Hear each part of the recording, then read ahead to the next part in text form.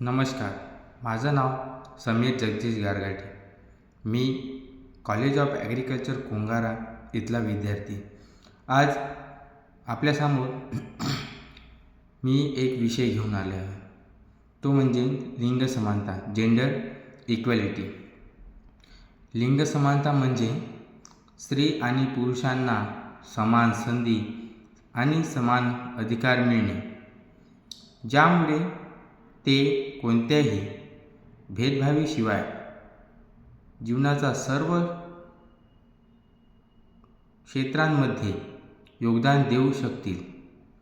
हे एक न्याय आणि सर्वसेवक समाज निर्माण करण्यासाठी आवश्यक आहे. समानता साधण्यासाठी आपल्याला समाजातील रूढिवादी विचार बदलणे आणि सर्वांना समान वागणूक देणे गरजेचे आहे, असे ह्या लिंग समानतेच्या भाषणामधून माझं सांगणं आहे. तर लिंग समानतेचं जे आपण इथे प्रस्तावना मांडत आहोत ते म्हणजे आज आपण एका खूप महत्त्वाच्या विषयावर बोलणार आहोत. लिंग समानता. लिंग समानता स्त्री आणि पुरुष यांच्यात कोणताही भेदभाव न करता सर्वांना समान संधी आणि समान अधिकार आणि समान सन्मान देणे होय. लिंग समानता हा केवळ एक हक्क नाही, तर एक प्रकल्प आणि शक्यतो समाजाचा आधारच आहे. जेव्हा आपण लिंग समानतेचा स्वीकार करतो तेव्हा आपण एका नव्या आणि उज्ज्वल भविष्याची निर्मिती करत असतो. या समानतेमुळे प्रत्येक व्यक्तीला तिच्या क्षमतेनुसार प्रगती करण्याची संधी मिळते. यामुळे सामाजिक विकास साधला जातो. म्हणून आपण सर्वांनी मिळून लिंग समानतेसाठी प्रयत्न करणे आवश्यक आहे.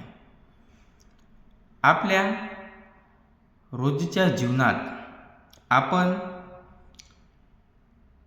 स्त्री आणि पुरुष यांच्यातील असमानता पाहतो. कामाच्या ठिकाणी समान वेतनाची कमतरता, शिक्षणाच्या संधीतला फरक आणि समाजकीय व कौटुंबिक जबाबदाऱ्यांमध्ये होणारा भेदभाव यांसारखे अनेक उदाहरणे आपल्याला दिसून पडतील. पण तरीही आजही आपल्या ह्या भारत देशात लिंग समानता ही चालत नसते. नेहमी स्त्रियांना कमतरता समजली जाते आणि पुरुषांना वरचढ समजले जाते. पण आपण हा एक नवीन भारत उभा करूया आणि सर्व स्त्री पुरुष समानता हे आपण नियमितपणे राबवूया.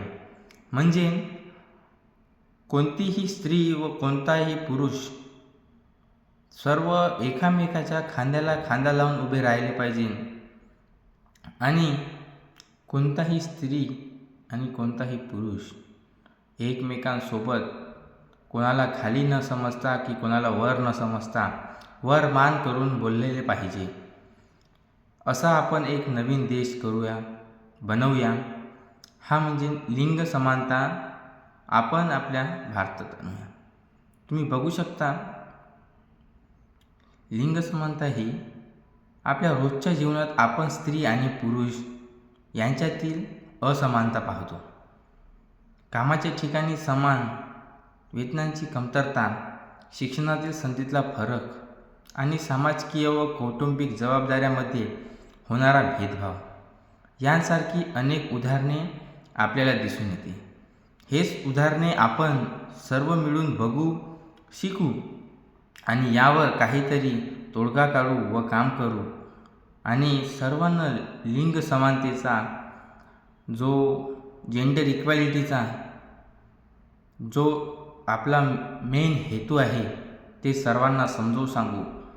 लिंग समानता हा नेहमी आणि सर्वस्वी राबला पाहिजे. धन्यवाद.